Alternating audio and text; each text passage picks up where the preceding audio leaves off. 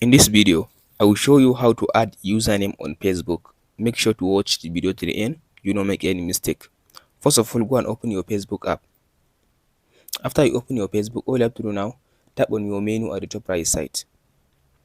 After you tap on this menu, all you have to do now, tap on this settings gear at the top.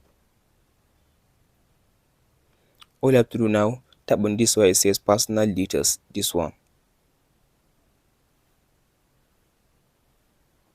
Under this personal details, as you can see now, tap on this profiles. So from this profile, all you have to do now, select your Facebook profile. As you can see, here is it. So now, as you can see now, here is an option which says username. So tap on it. So now, as you can see, here is the option now to add your username. All you have to do now, go and type in your username. As you can see now, I'll just go and type in my username now.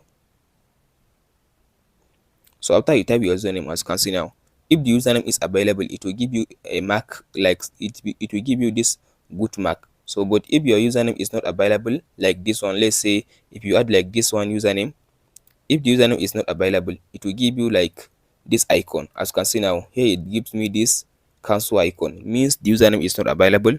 So you must go and find a username available for you to use.